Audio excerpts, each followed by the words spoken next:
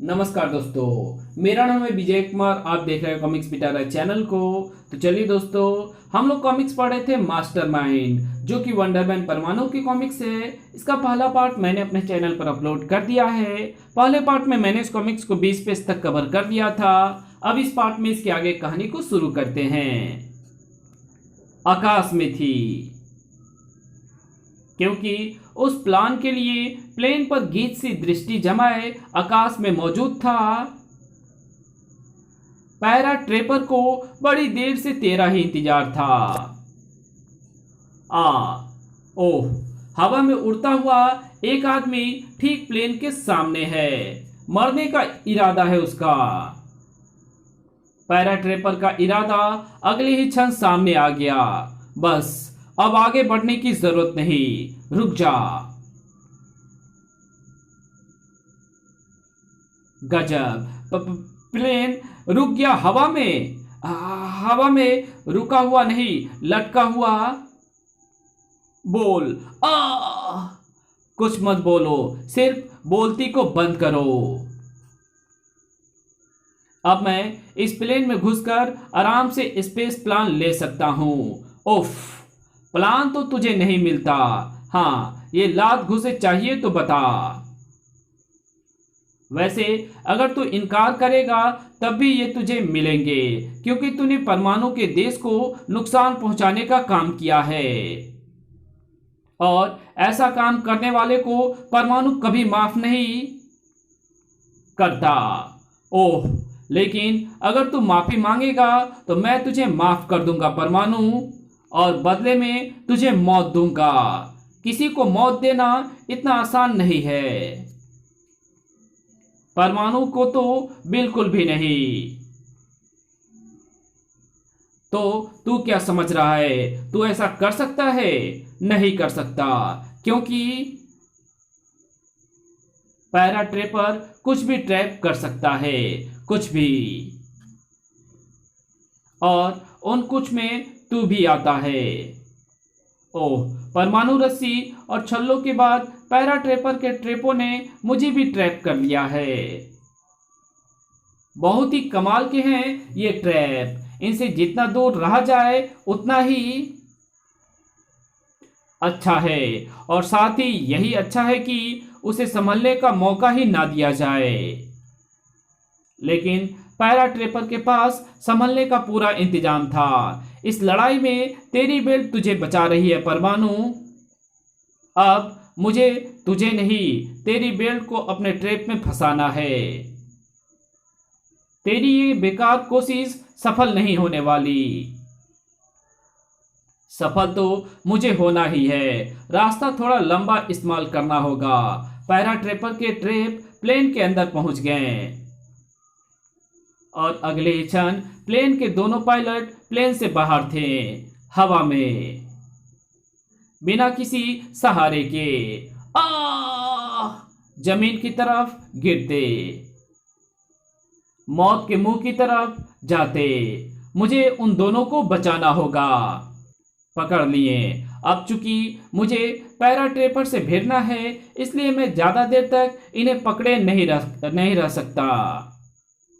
फिलहाल इन्हें हवा में स्थिर खड़े प्लेन से बांध देता हूँ। पैरा ट्रेपर से निपटने के बाद इनके बारे में सोचूंगा। ओह, बेगुनाह लोगों को बचाने की तेरी फितरत को मैं जानता हूँ परमाणु, इसलिए मैंने इन पायलटों को हवा में उछाला था। तो इनमें उलझ गया। इधर मुझे तेरी बेल्ट को अपने ट्रैप में फंसाने का मौका मिल गया। अब बिना बेल्ट की पावर के तू बिल्कुल वैसा है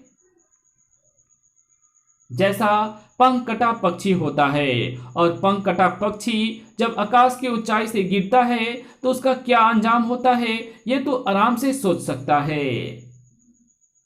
जब तक तू जमीन तक नहीं पहुंच जाता तब तक सोच, खूब सोच। मैं प्लेन के अंदर मौजूद स्पेस प्लान को लेकर अपने बॉस के पास पहुंचता हूं। ओफ, पैरा ट्रेपर के इस अनोखे ट्रैप ने बेल्ट की सभी पावर्स को खत्म कर दिया है, और इसी के साथ ही मेरा शरीर तेजी से नीचे गिर रहा है। अब मैं ना उड़कर बच सकता हूं और ना अपनी किसी पावर का इस्तेमाल करके जमीन तेजी से गिरते हुए परमाणु के पास आ रही थी और जैसे जैसे जमीन पास आ रही थी वैसे वैसे परमाणु की मौत भी पास आ रही थी। मौत परमाणु को अपने आगोश में लेने को बेताब थी, लेकिन परमाणु को अपने आगोश में लेने वाली ये बाहें तो मौत की नहीं थी। किसकी थी ये बाहें? प्रलयंका की। ओह प्रलयंका, सही समय पर पहुंची तुम। Thank you. थैंक्स मेरा नहीं, अजय पाठक का करो, जिसने मुझसे मानसिक संबंध स्थापित करके मुझे तुम्हारे बारे में बताया और मैं तुरंत ही तुम तक पहुंच गई। लेकिन तुम्हारी ये हालत की किसने? पैरा ट्रेपर ने। वो स्पेस प्लान हासिल करना चाहता था और वो अपना काम करके निकल भी गया। इस बारे में हम बाद में बातें करेंगे। तुम जाकर हवा में लटके उस प्लेन और उसके पायलटों को सुरक्षित नीचे लाओ। ओके। प्रलयंका ने जल्द ही अपना काम को अंजाम दिया। अब अजय पाठक ने एक बार फिर मेरी हेल्प करके मेरी जान बचाई, लेकिन इस बार उसने पिछली बार की तरह कोई हथियार मेरे पास क्यों नहीं भेजा? मुझे बचाने के लिए तुम्हें क्यों भेजा? अजीब सा सवाल कर रहे हो तुम परमाणु। हाँ, लेकिन फिर भी मुझे लग रहा है कि मुझे अपने इस सवाल के जवाब के लिए तुम्हारे चचेरे भाई अजय पाठक से मिलना चाहिए। जैसी तुम्हारी मर्जी, चलो मैं तुम्हें उससे मिलवा देती हूँ। मेरे घर के बेसमेंट में उसने अपनी एक छोटी सी लैब बना ली है, जिसमें हर समय मौजूद रहकर वो तुम्हारी हेल्प करने का कोई ना कोई तरीका ढूंढता रहता है। मैं एक और वजह से भी उससे मिलना चाहता हूँ। हो सकता है उसने पैरा ट्रैपर की भी फ्रीक्वेंसी नोट की हो, जिसकी वजह से हम पैरा ट्रैपर और उसके बॉस तक पहुंच सकें। नहीं, मैंने ऐसा कुछ भी नहीं किया। मेरे सभी यंत्र इस समय तुम और तुमसे संबंधित पावर्स पर केंद्रित हैं। मुझे किसी और के बारे में सोचने की फुर्सत ही कहाँ है। और रही बात तुम्हारी हेल्प के लिए प्रलयंका से संबंध स्थापित करने की, तो दुर्भाग्य से मैं उस समय पैरा ट्रेपर नामक तुम्हारे हमलावर का कोई तोड़ नहीं बना सका था। इसलिए तुम्हें बचाने के लिए मैंने प्रलयंका को मैसेज देकर तुम्हारे पास भेजा। तभी खुली खिड़की से हवा के तेज झोंके ने अंदर प्रवेश किया। ओह, तुम्हारे हाथ में थमा कागज उड़ गया। मैं उठाकर देता हूं। अरे, ये तो किसी बच्चे का फोटो है, किसी बहुत ही प्यारे बच्चे का फोटो।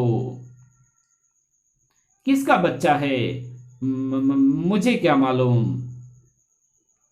मैं तो ऐसे ही इसे देख रहा था। ओह, ऐसा है तो ऐसे फोटोओं को जरा ध्यान से देखा करो अजय, पानी की उन बूंदों से बचाकर जो आंखों से गिरती है। वो मेरी आंखों में धूल पड़ गई थी, इसलिए आंखों से पानी निकल गया था। मुस्कुराहट खेल गई परमाणु के होठों पर। आंखों से पानी क्यों गिरा मैंने ये नहीं पूछा, सिर्फ ये बताया कि पानी की बूंदें गिरने से फोटो खराब हो जाती है। बाय द वे, हेल्प करने का शुक्रिया। उम्मीद है जल्द ही फिर मिलेंगे।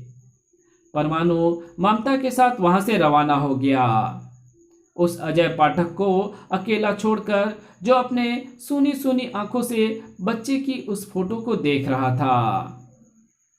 उसे पता ही नहीं चला कि फोटो देखते देखते कब उसकी आंखों में पानी भर आया और कब वो पानी आंसुओं की दो बूंद बनकर बच्चे की फोटो पर टपक गया। यहाँ पैरा ट्रेपर के शरीर से लहू टपक रहा था।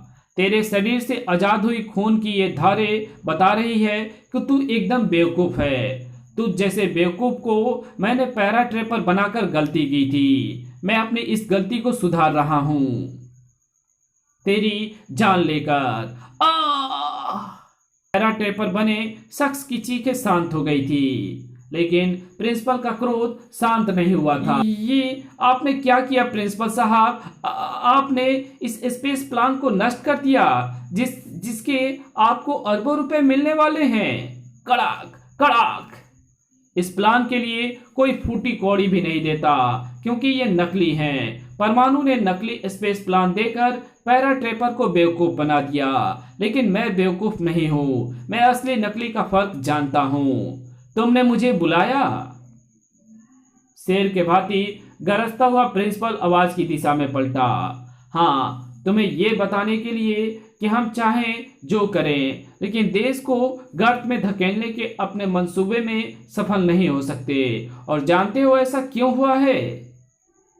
तुम्हारी कमी की वजह से। ना तुम अपनी तैयारियों में कमी छोड़ते और ना परमाणु बचता। ये झूठ है, यही सच है। तुम्हारी वजह से परमाणु बच गया, हमें बेवकूफ बना गया। अब इसका खामियाजा तुम्हें ही भुगतना होगा। अब तुम्हें खुद मुझे स्पेस प्लान लाकर देना होगा। ना ना, इनकार मत करना। मैं जानता हूं तुम चाहो तो कुछ भी कर सकते हो। तुम्हारे लिए कोई काम मुश्किल नहीं। लेकिन कोई लेकिन वेकिन नहीं, तुम्हें ये काम करना होगा। अगर तुम मेरे हाथों अपनी दुनिया नहीं उजड़वाना चाहते हो तो। स्पेस प्लान पर एक बार फिर खतरा मंडराने लगा था। परमाणु उससे बेखबर नहीं था। काम हो गया प्रोबोट। यस, ठीक वैसे ही जैसा तुमने कहा था। गड़बड़ी होने की कोई गुंजाइश तो नहीं? नहीं, 0% भी नहीं। तभी प्रोबोट लगभग चीख उठा। परमाणु, क्या हुआ? गड़बड़। Oh no. गड़बड़ जिस जगह थी वो इलाका सुरक्षा की दृष्टि से अमेक किला बना हुआ था, लेकिन इसका क्या किया जाए कि आने वाला अभेद किले को ही भेदने की तैयारी करके आया था।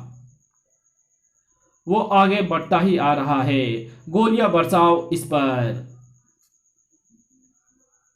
लेकिन सबसे पहले आने वाली की उंगली ने हरकत की। इस कहानी को यहीं खत्म करते हैं। इसके आगे कहानी पढ़ेंगे इसके पार्ट 3 में। तो मिलते हैं इसके तीसरे पार्ट में। तब तक के लिए बाय। वीडियो अच्छी लगी तो इस वीडियो को लाइक कर देना। चैनल पर नए हो तो चैनल को सब्सक्राइब कर बेल आइकन को जरूर प्रेस कर देना। Thanks for watching my videos.